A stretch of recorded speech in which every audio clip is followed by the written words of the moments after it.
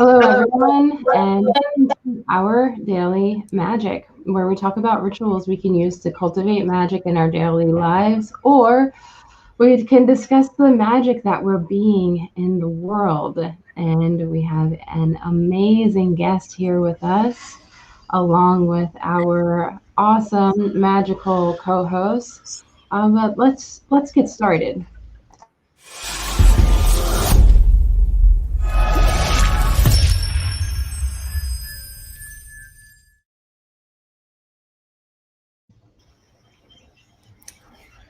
Ooh, you guys are fancy with your intro. I love it. Why, thank you. Gotta give the credit where credit's due. The amazing magical work of Kai. And my name is Dell, of course, and welcome everybody. I always like to give a special, sincere, deepest gratitude to each and every one of you who are tuning in, whether it's on our Facebook live stream, on our YouTube live stream, or even on iTunes later on. Definitely always appreciate you guys for just tuning in and finding out different ways to integrate new magic in your life. And that's what every episode's about. So today, like how you mentioned, we have a special magical guest, and her name is Jessica Yañez. And yeah. And I want to give a brief story about Jessica, and then we're going to allow her to unleash her magic and showcase her magic to us. So, who Jessica is? Jessica is a Latina, fierce fighter, a San Diego native with a laugh as big as her hair. There are just a few things we would use to describe Jessica, who's a founder and host of the Wine and Chisme podcast. But that's just the beginning. Jessica grew up in the suburbs of San Diego and has always had a curiosity for other people and their stories. As far back as she can remember, she would be the first to approach a new student at school, introduce herself, and want to know all about them. Not much has changed as her curiosity has lent itself well to learning more about the world around her. She specifically created a podcast to amplify the voice of those from the BIPOC community to share their stories on career, love, life, and more, all while sipping on a glass of wine. I love that. She has had the opportunity to live across the Southwestern United States and has worked for organizations as large as the North Tex Super Bowl host committee to start up nonprofits. But ultimately, there's no place like home for this San Diego girl, and she has found her happy place where it all began. Ladies and gentlemen, Jessica Yañez. Hi. So you're going to get into my laugh right away. Yeah. It's so funny because Kai also has an amazing laugh. So I was like, oh, this might be like an episode to unleash both magical laughs simultaneously together. So yes, I call my laugh it's like a machine gun laugh. It's like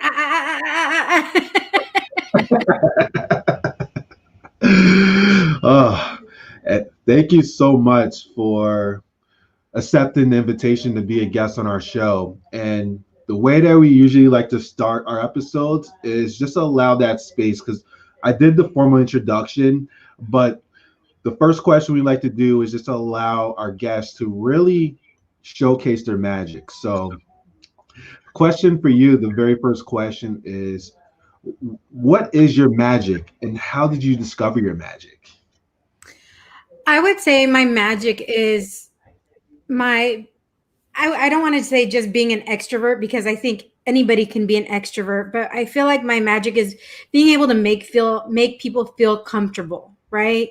Because you can be an extrovert, but sometimes if you're too much, and I always say I'm an extroverted extrovert, but it's really about being authentic and making people feel comfortable. And I really feel like that's where my magic lies.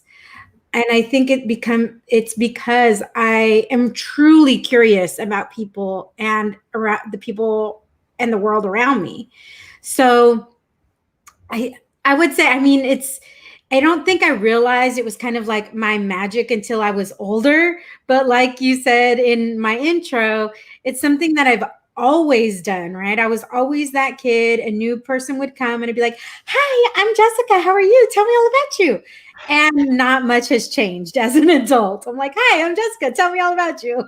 Now I just drink wine with it and, broadcast it.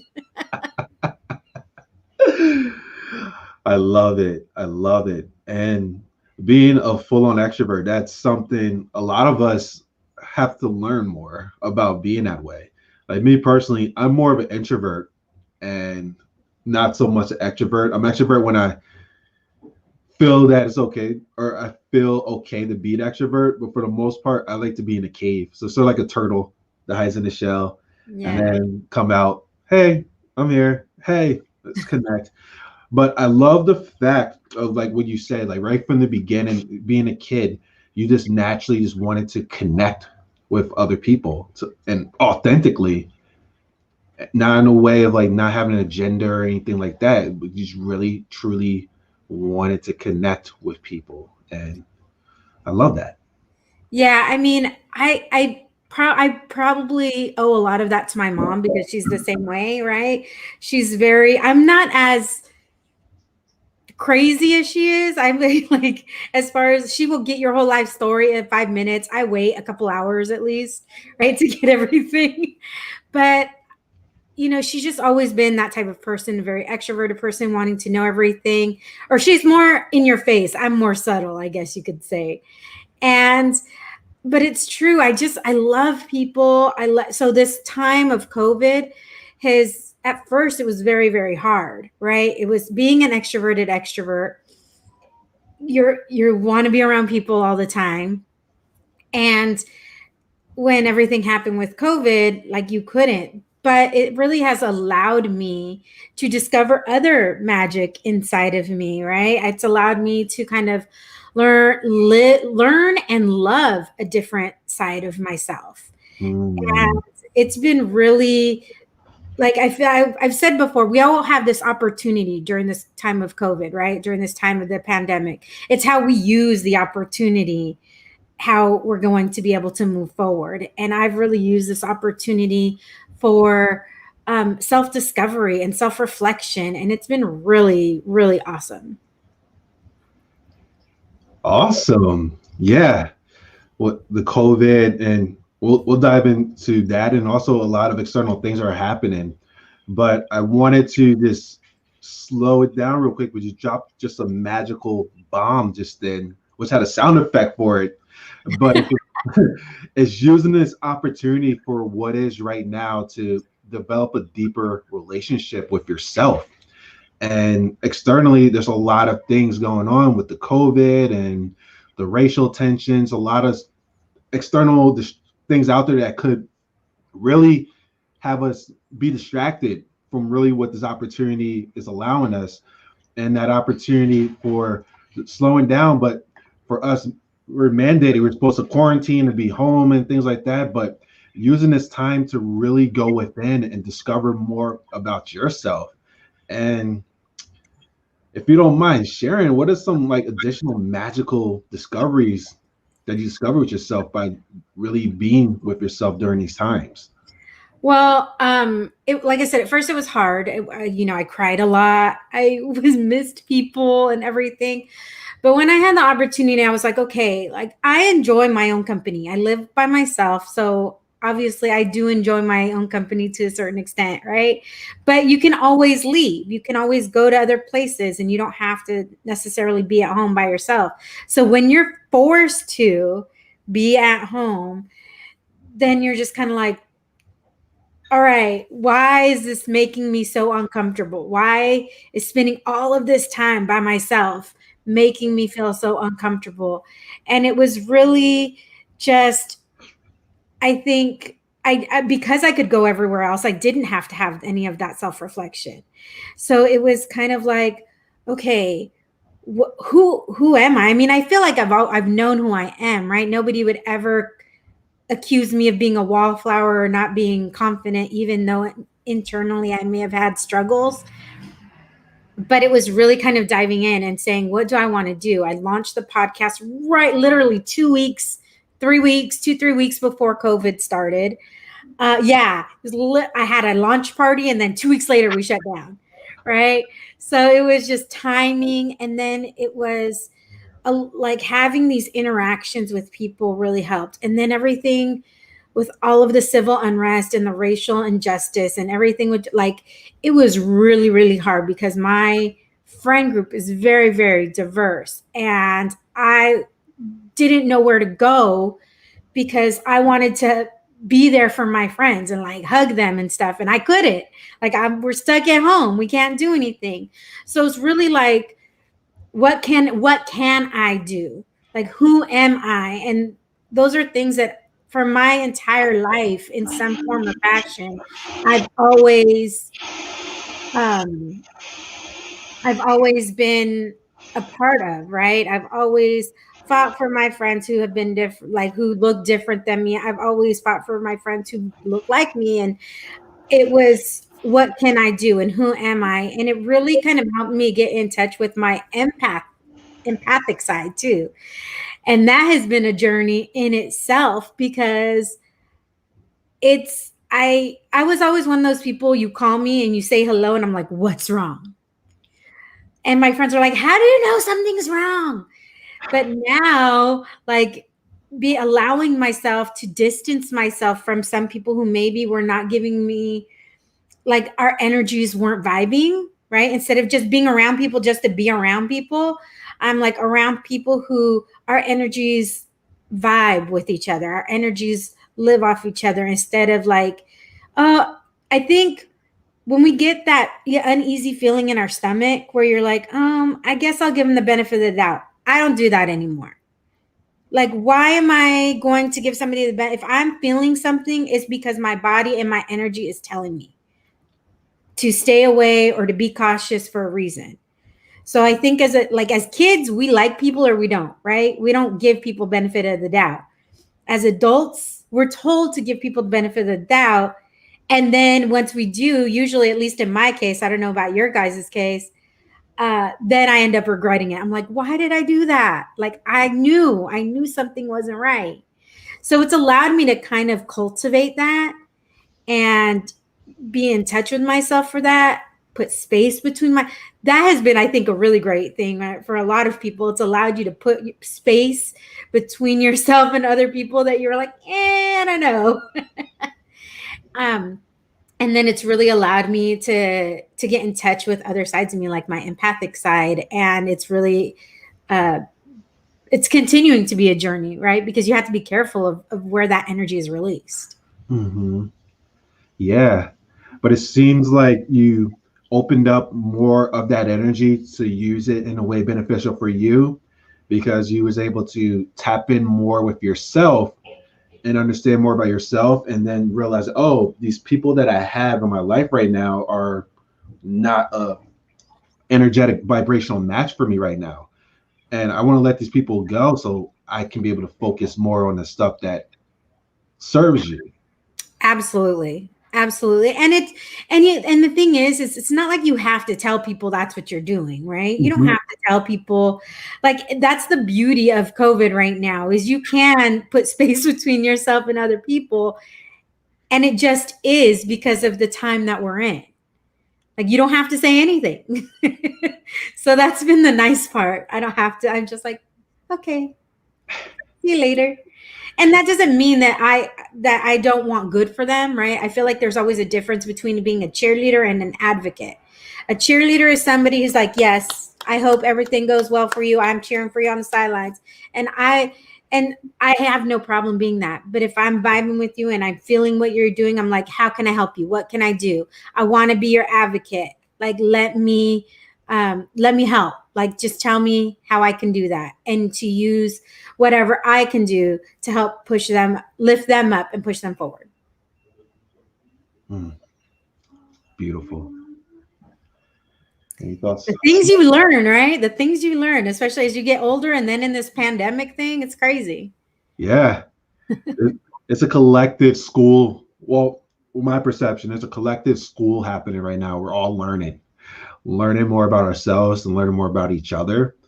But it seems that what's happening too is a lot of us are starting to realize that, oh, certain things that I've been experiencing in my life, I don't like it anymore. And it's okay to shift to something new. Yeah. And it's never too late, right? Because I feel like we get into this funk where we're like, oh, I'm too old to do this, or I'm too old to do that, or whatever. And look, I'm about to be 43 in 3 weeks. I know you can't tell, but and I feel like for the first time with what I'm doing with the podcast and everything, I feel like for the first time in my life, I'm doing what I'm supposed to be doing. And you're never too old to find that. Sometimes we have to go through the journey to be able to best get to the place where we need to be, that's going to benefit yourself and benefit everybody else. And if I was joking, I was saying, well, what if I wish I would have found podcasting 10 years ago. But 10 years ago, I was living in Dallas, and Dallas isn't where I wanted to be. And that probably would have solidified me staying in Dallas. And I wouldn't have met some of these people that are in my life now.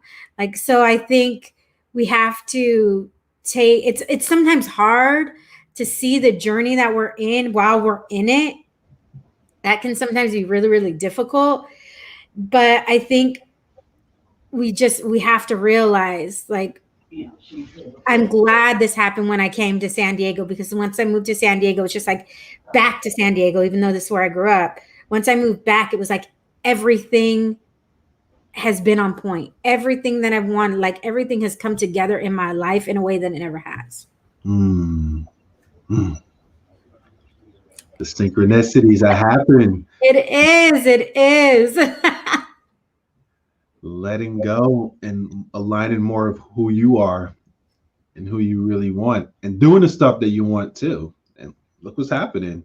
And we're going to definitely get more into your podcast as well. So, yes. Well, I appreciate you guys having me on. So, yeah, no problem. Anything you'd like to say? Well, yeah, I'd love to know what's the definition of chisme? So chisme in Spanish means gossip, right? But there's so many types of gossip. Most people associate gossip with like, girl, look at what, what's happening over here, da da da da. And like, but the way I define chisme, and there's like what we call chismosa culture, where you're telling everybody, like, for example, oh, I found this or I found that, and you're giving all like the info, right? You're sharing all the info. We call that also chismosa culture. The way I'm defining chisme in the podcast is really allowing the guest to spill the quote unquote chisme or gossip on themselves, right? Under their own terms.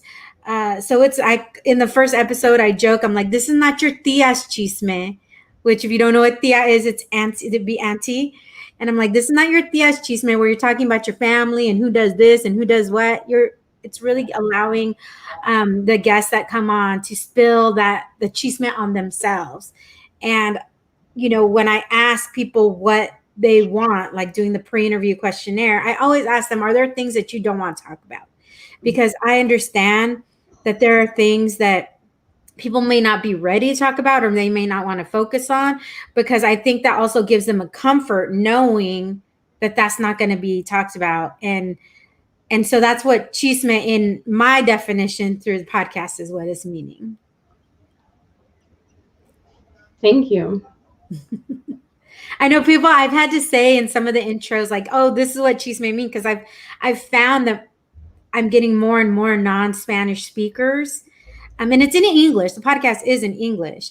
But just the word chisme, a lot of people don't know. And so I'm having to, like, probably every few episodes, I'm explaining what chisme means, because I'm finding a broader audience, apparently, which is really lovely to me, because that's the whole point, right? That's the whole point of the podcast, is to amplify voices from the BIPOC community. So if more people are listening across all communities, I think that's a wonderful thing. Love it.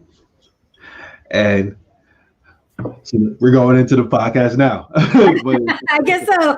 yeah. It's all perfect how things happen. So my question to you, because there's always an aha moment, and then we just take that action. Yeah. So walk us through like when you got this idea to do this podcast, and then okay, I'm going to do this first episode, because I know you mentioned a little bit before how you was, oh my god, I wish I would have done this like 10 years ago. So was Yeah. there like an idea of this that happened before, and you didn't act upon it until now, or like what exactly happened to lead up to this beautiful podcast that you have? So there's a couple of things. I've always been that person who connects people with people, right? Mm-hmm. I know it's very hard to imagine, but I would always go to networking events, especially when I was in Dallas. I was very involved in the Latino business community. And people would be like, Jessica, who do you know? And I'm like, oh, wait, I can't do this for you, but I know somebody who can. And I was always kind of that connector. And people would say, oh, you need to start a business. I'm like, I don't know how to monetize this. I don't know how to monetize connecting people. That's just something I enjoy doing and I like doing. I want to make sure people, if you want to do something, I want to connect you with somebody that I know can help you, not just anybody, right? Again, being an advocate versus being a cheerleader. So that's something that I have always done. And then because of my age, I'm in this really weird group because I've never been married. I don't have any kids. I'm Latina. I like sports. I could cook. And everybody's like, what? Why are you still single? Like, you're a unicorn, whatever that means. Like, it's just so silly, I think. Synchronistically. There you go. I didn't even see your shirt. That's hilarious. And I was just like, it just hasn't happened. Like, it just, timing isn't right or whatever. And so at the beginning of 2019, I actually wanted to start a YouTube channel with a friend who she was divorced, and I was calling it Not Quite Midlife. Like, what is dating like in this? Because I feel like once you pass 35 until you get to like 50, between 35 and 50 is kind of like an ignored segment. I just feel like you're invisible when it comes to dating, right? And especially if you've never had kids and never been married. So we started it, but then when I'm working with other people who I don't live with or anything, I just kept realizing I kept having to depend on them for certain things. And I don't like that. Like, if I want to get something done, I want to just do it. I hate having to like depend on other people. So we did a couple episodes. I was just like, and it kept getting longer and longer before I could meet this person. So finally I was like, well, maybe I should do a podcast format. And because then I can interview all kinds of people. I don't have to depend on just one person. I have a plethora of people to be able to talk to. And then I switched it from just focusing on like the dating aspect to just anything. So the first name was going to be it was going to be Amor con Labios, which is love with your lips, because love comes from these lips and these lips, right? When you're a woman. Kai's like, yep, I see her shaking her head. And then I shifted it and it was going to be entre labios, which means between the lips. Same thing. And last year I had actually changed my Instagram name to the Wine and Chisme. And I have had wine and cheese. I'm a wine and cheese aholic, right? And I've had wine and cheese parties for as long as I can remember. I mean, I think something came up on Facebook a few days ago of like 10 years ago having a wine and cheese party. And that just kept going into my head. Wine and chisme. Because chisme is not only gossip, but it's also a play off of cheese, wine and cheese me. So it's kind of the both. And I was talking to my friend who's been very integral in me launching my podcast, and she has her own podcast called Café con Pam. And she was like, well, why don't you do a section? And I was like, yeah. But I was just like, it doesn't feel right. It doesn't feel right just doing a section.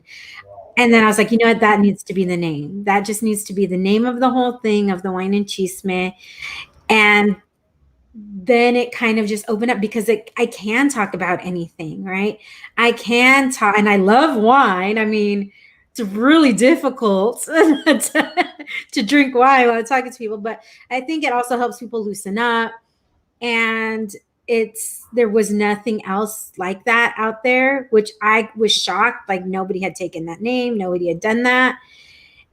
And then it just, when I started to tell people, that I kept getting, oh my gosh, that's so who you are. That's so who you are. Or that's a brilliant name. I can't believe it. Nobody ever took that name. So I got both of those reactions. And then that's when I knew, like, okay, this is it. This is it.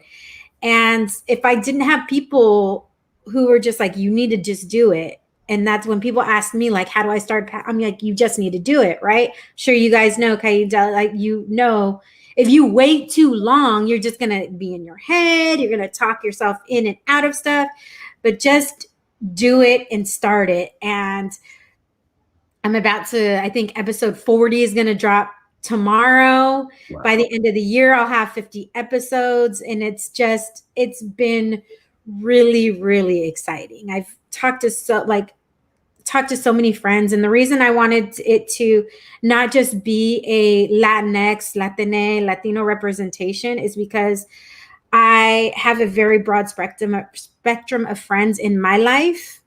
And I've talked about a lot of things with my friends for years and years and years.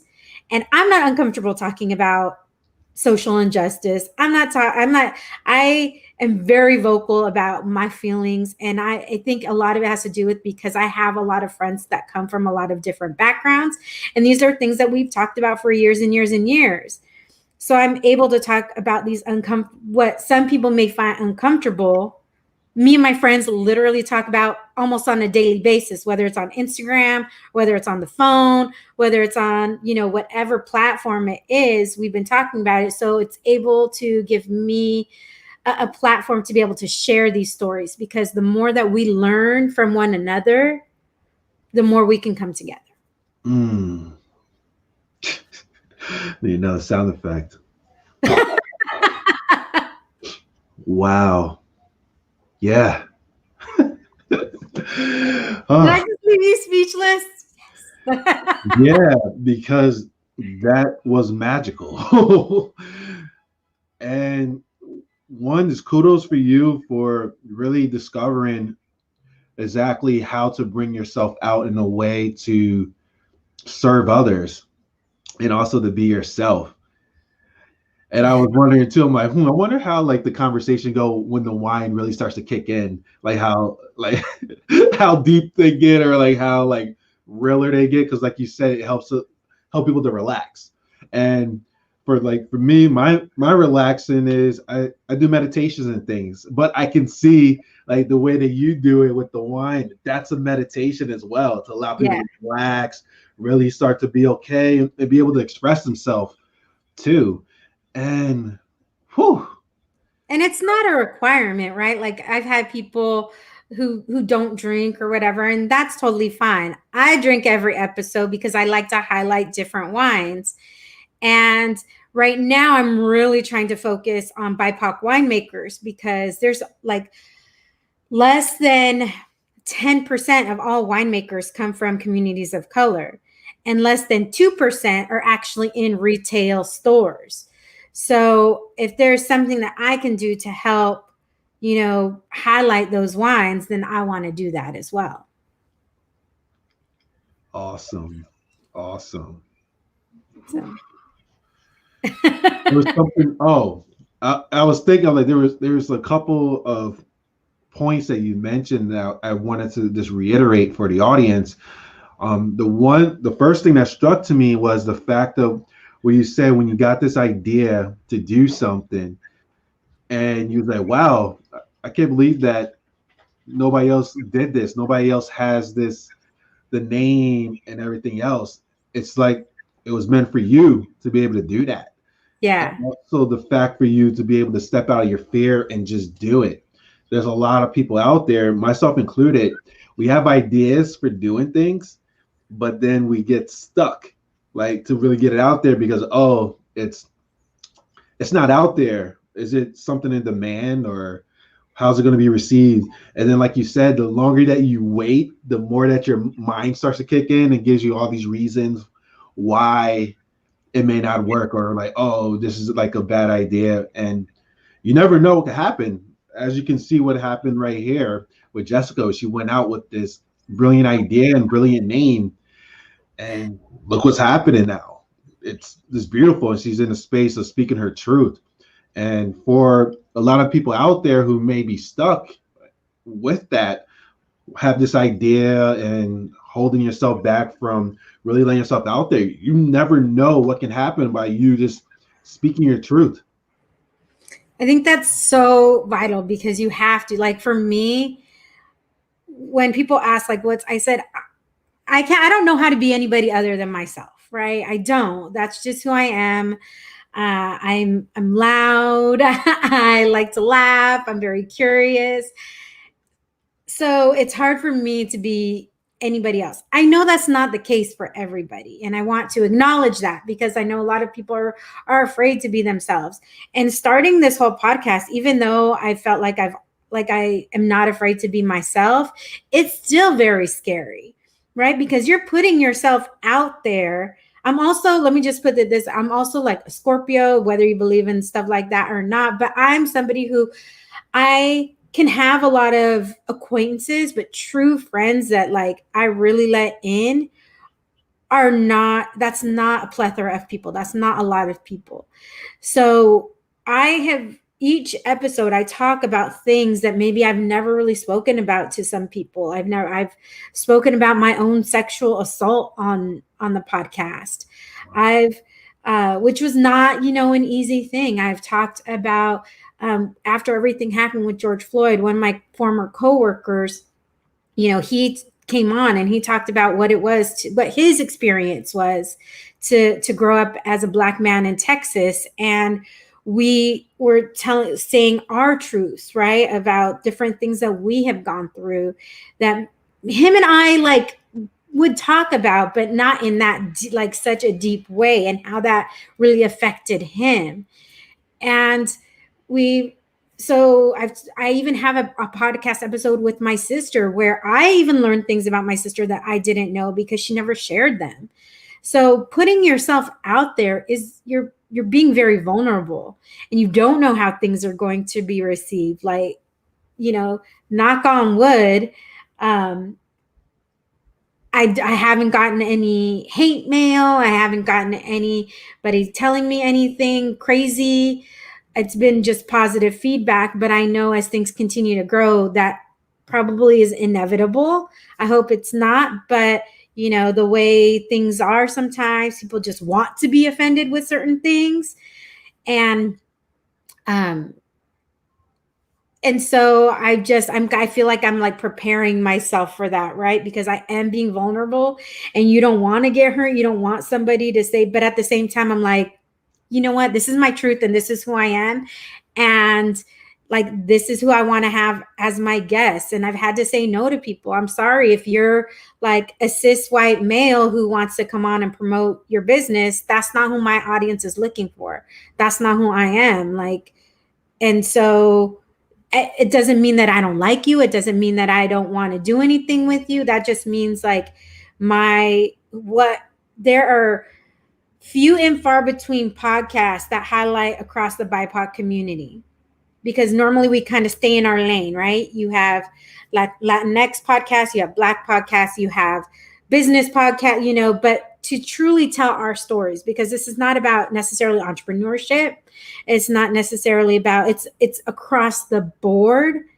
And each of our experiences, no matter what, like whether you're Black, brown, Asian, whatever it is, like our experience is our own experience.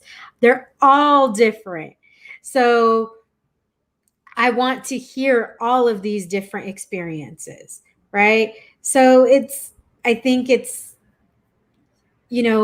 just having the opportunity because of my audience, because there is such things as, there's still a lot of things within colorism within the Latino, within our Latino community. I know there's colorism within the Black community. I know there's colorism within the Asian community. So what are our experiences with those, and what have you had, and what have I experienced? Because I know as a white passing, I say white passing, which is funny because people are like, girl, no, people know you're Latina. but I'm a light-skinned Latina, and I know with that comes privilege. So what can I do using my privilege to help uplift and amplify others and tell all of these stories, right? Because I always see the podcast is not about me. I'm just the facilitator. It's about others. So that's why I take it very personally, because, and I know it can be very hard and vulnerable, and you're putting yourself out there in this really weird, like way, because I'm sharing parts of myself, but it's really like, I want everybody to listen to these stories because they're important stories that need to be shared and be told. And I don't want anybody to negate that. Right. So that's kind of the long answer to your question. Wow. And yeah, tapping in, you're able to tap into something that's greater than you. It's not just like a self agenda. You're tapping into a higher. Well, for me, by hearing what you just said, I was just seeing you're tapping into just a higher power, something bigger than you, than just what the podcast is. Obviously, yeah, right here it's your podcast, but the bigger picture of why you're doing this, it allows you to even be vulnerable, because it's like it's not just for me. Even though like being vulnerable, it allows you to heal as well by just expressing yourself, but it's for everyone else, because there's somebody out there who may be struggling with something that you overcame. And I love the fact of you having your podcast, not only for just doing that, but to also allow different perspectives to come in, and also having your boundaries. You know exactly what your space is for, and stuff that's not a fit for the space is totally fine. And like, it's not saying like, hey, I don't like you. It's just, it's not in alignment for what this overall mission is. And it's uplifting all those different communities and hearing that, and also diving into all the different aspects. I'd never even thought about that. Like, and like the people of color and like all these different things, how there's like segregation in between that. We're talking about this overall segregation that's happening on the forefront, that's in the news, but we never really talked about the segregation between each other. That's Yeah. Yeah, and it's real. And within like even my community, like, right, I'm second generation Mexican American, and even within my community, it's very like frowned upon to be out in the sun and get really dark, right? And there, your parents or your grandparents would be like, telling you, you're getting too dark, stay out of the sun, and yeah, like you get that. And to me, I was like, I look good. What are you talking about? Like, I have all these freckles. And I remember exactly where the summer that all these freckles came from. And it was a summer we were out all the time. And even my mom would be like, you guys are getting too dark. You're getting negrito, which is like, there's, yeah, like technically black in Spanish is negro, right? And negrito is like, it's like a softer word to say, but there can be like connotations with that, right? And people, when I say, oh, black, they're like, no, you mean African American? I'm like, I have friends who are from Africa, they're not African American. And my friends prefer black than that, because they're just like, we don't know where we came from. And yes. And so I'm just like, whatever you want to be called. And even within the Latino community, there's Hispanic, there's Latinx, Latine, Latino, Latina, Chicano, whatever. Like, I'm like, you get to identify how you want to identify. If you tell me what you want to identify with, then that's what I will call you, right? Then that's how I will refer to you. Whether it's even he, she, they, them. I even have a question on my thing, because we need to make sure that we are acknowledging our binary brothers and sisters, right? It's, we need to, that's why it's so important to me to be able to share stories across the board. And it's been like I've cried. I hear some of my stories, like some of the stories that people I interview, I've cried, they've cried. It's almost like healing on both sides. Mm-hmm. Yeah. It's so wonderful what can happen when we are able to hold space to allow everyone to share their story, and Yeah. also to be able to express how they are in the moment without being labeled before even getting into that point, and to be accepted for whoever they are, and to be okay. Like, if you want to change, it's totally fine.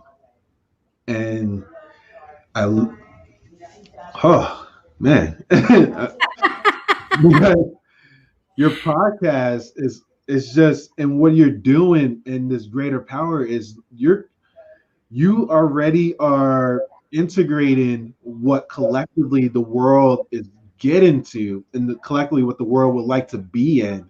We all just want to be heard and accepted for how we are, and not be potentially ridiculed or judged or labeled just because I may be externally this type of skin. There's already a notion like, oh, that means he's this, or even vice versa for you or whoever else is out there, or even externally for like who people who they accept. So for example, like, and I'm just going on a little bit of tangent because just from my own experience, like just dealing, like when people, let's say that somebody said to support Trump, that already identify like, you're racist, you're this. And what happened for me, and this is a long time, a couple months ago, I was a part of like a meetup group, like in the Zoom conversation, and a person said they were a Trump supporter. And the easiest thing to do, like, oh, doing the same thing. But I was like, oh, why are you a Trump supporter? What led for you to decide to support Trump? And then he was shocked because he's like, this is the very first time that somebody is actually allowing me to like express myself and not be judged like you're racist and this and this. Yeah. And come to find out, he support Trump just because of the economy. That's it. Yeah. I mean, I get that. I have family members that I support Trump, but sometimes I'm like, I don't understand. Like, I don't understand, but then they've given me reasons that don't make sense. You're just like, okay. Yeah. But I mean, I lived in Texas for 15 years. So I definitely know, and I'm not going to cut you off, right? Because I think it's so important that we just don't stay in our own bubble, that we need to know why other people think the way they do. It's so easy to cut ourselves off at the legs and just stay and not move and just stay in our own bubble. But if we don't learn, right? If we don't learn from one another, I'm not going to lie, it'd be very hard for me to have a Trump supporter on my podcast and actually I'm sure I have, but we don't talk about politics. Yeah. I'm almost positive I've had, but it's talking about something else very, very specific. But that doesn't mean you don't have other things to offer, right? I'm sure people have listened to my podcast and have no idea who would be a Trump supporter and who wouldn't be. But just because you support Trump or don't support Trump or whoever, that doesn't define everything you are as much as we want it to, right? I don't get it. I don't understand it. I feel like there's so much that he has said that is so divisive that and that's just my opinion. That's just my opinion. I don't understand it. And I think that there's a lot of things that people don't think about because we have a very narrow worldview ourselves. So we just think of what this is. And when we see something that supports a little bit of who we are, we make excuses for everything else. I've done it myself. I've done it with a pastor who this is a long time ago when I lived in Dallas, and who there was apparent scandal in regards to money. And I was like, oh, I explained it away to myself. So I understand that when you see something like, well, I'm benefiting from certain things, and then you explain the other things away. I think it's kind of the same with Trump supporters. Like, oh, well, the economy's good, or whatever their mindset is. Not to say I agree, but they explain the other things away because the one thing that they feel like is helping or hurting them the most, that's what they focus on. Whew. That's another magical bomb right there. Not even just for, I know we're talking about the Trump thing, but overall essence of that narrow-minded thinking, not even with just like the already label for the Trump, but a lot of situations in life in which we could potentially just narrow our mind and our notions and have a preconceived judgment toward how things are, instead of just allowing a conversation, sort of like what we're having now, and also like what you do for your podcast, to just hear different perspectives and see what happens from there. Co-creation. Yeah, for sure. I mean, I think I asked a lot more people when I lived in Dallas before the 2016, like, why are you a Trump supporter? Then now I'm like, okay, let's just move on. Yeah. I'm not going to lie. I don't want to lie and be like, I'm always engaging in conversation. I'll read stuff. I will even watch Fox News, which it's very hard for me to watch more than 10 minutes of it. But I will even watch just because I'm like, okay, let me get a different perspective. What is happening here? Yeah. And then I have to like meditate and ground myself and breathe afterwards because then I'm so worked up. Yeah. Especially with the news. That's why it's called TV program. Yeah, I used to be what I would consider a news junkie. And after about a month or 6 weeks of of everything happening with COVID, I was like, I can't anymore. I limit that time because you're right. It really gets in your head. If there's information I want to know, I can research it. There's a lot of places that you can go that are not partisan, that just give you the straight facts. And I would rather go there and read it and find out myself. Like for this election, I need to just drop off my thing. Here's my vote, my ballot. But I did more research than I ever have on this particular election, because not only are we voting for president, which obviously we know I'm not voting for Trump based on my previous comments. But just, in San Diego, we're voting for mayor, for city council members. And we have to remember, right, that it's not just the president, it's the local people that are going to be changing our lives. And we need that have the most effect on our day-to-day lives. So I've probably done more research of this particular election than I ever have. Powerful. Yeah. A lot of focus is on the presidential stuff and not too much focus on what's happening in your home, like the home area. Yeah. So yeah, those out there, I know voting's coming up, so definitely take that advice. But we're 21 days out, 3 weeks. We're 3 weeks. So my birthday's the day before election, November 2nd. So if you want to do me a favor, vote for my birthday. That's what you can get me. My son's birthday is November 5th. He's also a Scorpio. Oh, really? Yeah. Nice. So that's a good thing or a bad thing? I think it's a great thing. Yeah. I'm still learning about Scorpios. How old is your son? He's 8, about to turn 9. Okay. It's going to be so much fun. But one of the other things, I know you haven't asked, but I'm just going to plug it because, in the Northern California or the West Coast has really been on fire. Literally, we have been on fire. In San Diego, we've had one. We haven't had another one, thank goodness. But in Northern California, like the Napa area, they've had multiple fires. So because I actually took a road trip up to Portland, from San Diego up to Portland, and spent a couple of days in Napa. And I'm actually working with the Mexican American Vintners Association to have a virtual wine tasting.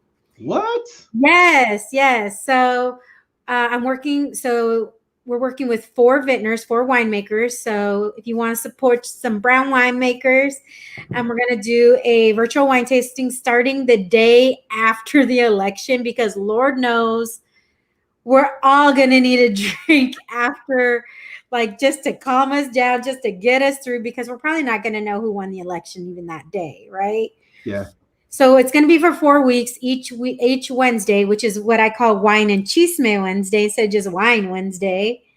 We're going to feature a different winemaker, and you're able to purchase the whole thing and get 4 bottles of wine. You get access to be able to the Zoom call, to be able to talk to the winemakers themselves, so they can talk about their wine. They can talk about their story. You can ask questions, and free shipping. Shipping is already included, and 15% off of any additional wine that you may buy after that. So super excited. It's because they've been, a lot of them were closed for a lot of COVID. Then they could start opening just outside.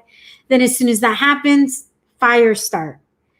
And they've had to close again because of air quality. So it's really an opportunity to to help small businesses, to help a brown small business. On the website, I also, if you want to support Black winemakers, I have a list of 100 Black winemakers on my website as well, because it's so important that we support Black and brown businesses, and just really continue to keep them open and to keep them going, to keep them sustainable. Thank you for sharing that. And that's directly on your website. You said Yeah, you can go to the website, which is thewineandchismepodcast.com, and there's a thing called events. If you just click on events, it will give you a little bit more information, and then you can buy tickets from there. Okay, awesome. And I'm actually going to put in a coupon code for your listeners and watchers. So if you put in ODM, then you'll get $20 off. Ooh. So it'll be with it as soon as we get off, I'll put the coupon code in, so it will be available.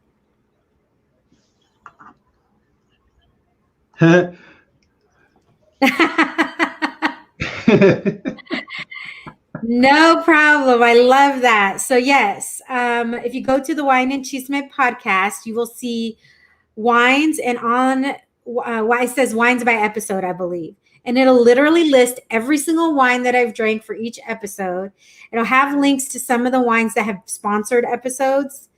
And then at the top, it'll have a list of Black winemakers as well. So it'll actually click into the website that listed them, because I didn't put that list together. I found that list. So, and I want to make sure it goes back to that website, so they get the credit for that. Awesome. Thank you. And how are you doing in San Diego with the fire? Oh my gosh, I'm doing well. We are hopefully going to go to the next tier down. So that would put us, I think we have 5 tiers in California. So we're at the second to highest right now. That will put us right in the middle. And the scary thing about that is every time San Diego goes down in a tier, everybody flocks here, and then we bump back up. So I love everybody, but please stay away from San Diego right now. Let us get back to normal. But the awesome thing over the summer is, because obviously tourism was down, and I hate the fact that tourism has been down for the area. But for locals, it's been kind of cool, because we've been able to actually go to the beach, right? Locals, usually between Memorial Day and Labor Day, we don't often go to the beach because it's so packed. But we have beach weather way beyond that. So that was really nice to be able to actually go to the beach and find parking and not be crowded in the middle of summer. I think it's supposed to get like 90 degrees here today, which is super hot for us. Like, that's great. And I live close to the water, right? Like, I could see the water from my place. So the fact that it's going to get that hot, but overall it's good. I think we're built for outside living. We have a lot of dining places in California have outside dining, and we're just built for that anyways. I mean, not a better place in San Diego than to have everything outside. So I'm not going to complain. Obviously, I miss having events and stuff like that, but we have it good compared to a lot of places. Mm-hmm. Yeah. Gratitude. How are you guys doing? We're doing good. Well, weather-wise, I don't know how cold it is. Probably like 60s or 50s or whatever. Or So where are you guys? I know you're in the East Coast. Where are you guys located? yeah, we're located in New York right now. Okay. I'm just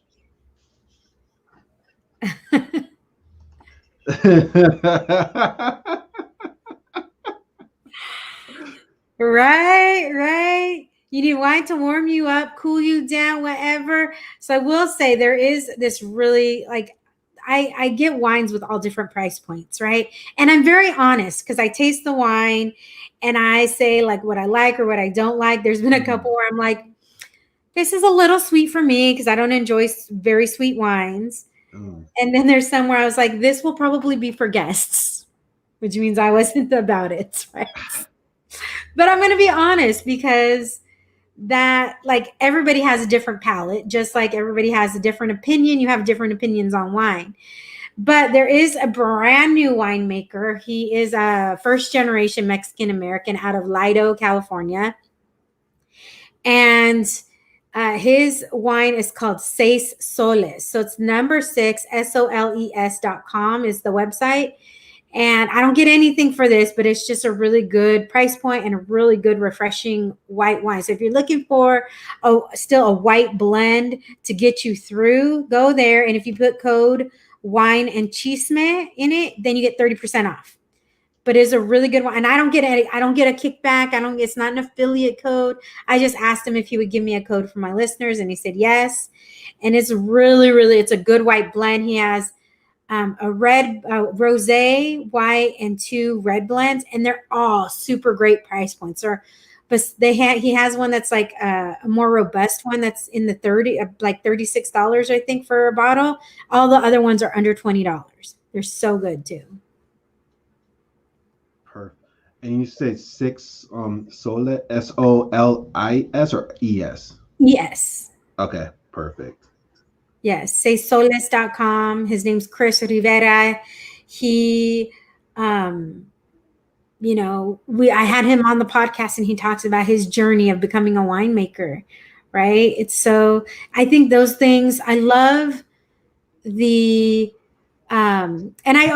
I tell people what they say the wine is good to be paired with. So I will drink the wine, I'll give my opinion, and I will usually read the tasting notes, which includes like what foods it says it's good with. Oftentimes I'm not eating because that would be gross to eat while I'm interviewing people and smacking my lips. And I try not to drink the wine until I'm on the podcast. So I'm giving a first impression, right? So I usually will just have the wine. I try and get wines I've never had before, and there's so many out there. And so I try and do that, and then I can give a true first impression of what I think of the wines are. Love it. And are you a slow wine drinker during the podcast, or are you drinking like a whole bottle type of thing? Okay, well, depends, right? If somebody is to me, it's that like if I'm interviewing somebody in person, then we can easily go through a bottle. Wow. Easy. That's totally 2 glasses of wine each. Yeah. We could easily go through a bottle. When it's by myself, I will usually pour myself a healthy pour. And depending on how I like it or not, I may or may not have. But we're talking, so I'm not sipping the entire time. But I can usually go through a good, healthy glass of wine during a podcast. Nice. Yeah. Awesome. And I'm not ashamed of that.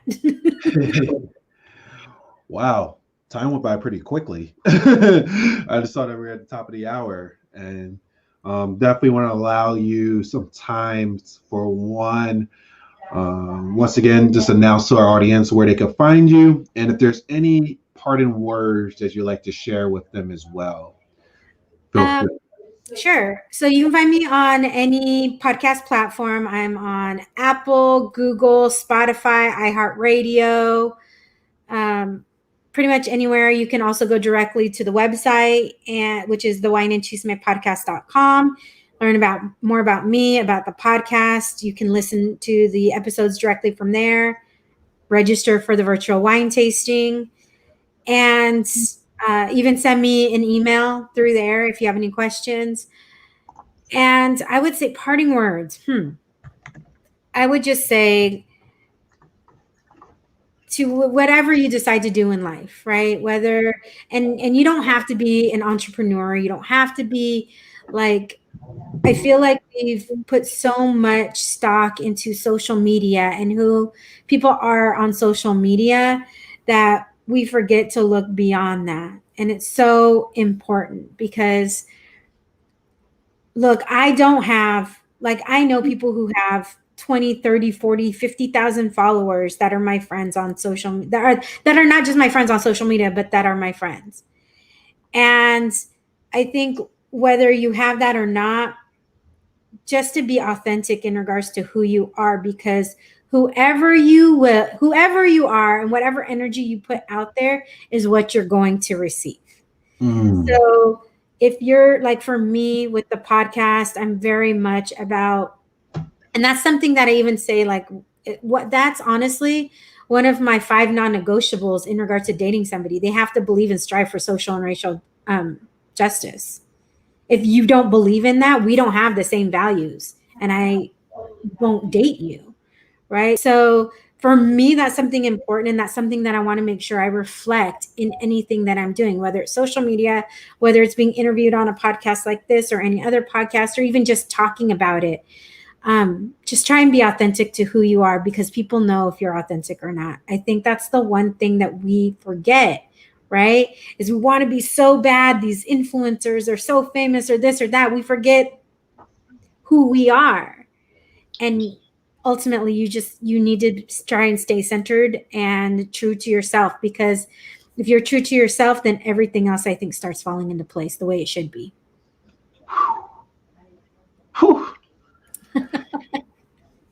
Thank you. Wow. Well, thank you guys. I know Kai's just been like chilling back there. I'm like, I hope it's been good.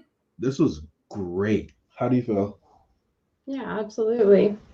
Lots of this powerful tools and messages for our audience to be able to integrate, even myself, integrate some things too. And once again, I just wanted to thank you for showing up powerfully as you are and allowing your magic to soar on here.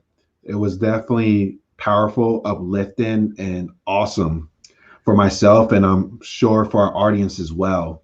And just wanted to once again express my gratitude for connecting with you. And yeah, I appreciate it so much. I appreciate you guys for allowing space for me to be able to come on as well. It's been fun. yeah. Any parting words you'd like to say? I just thank you to everyone who's watching and who's hanging in there, who's chatting with us in the comments. We appreciate you. You're what makes this podcast possible. And Jessica, you are simply magical. It makes so much sense that we got to spend this time together. And I appreciate all of the wisdom that you're able to share with us as well. Oh, thank you. That makes me feel like, oh my gosh, I'm imparting wisdom. What? Am I really? I guess I'm really becoming an intuitive adult.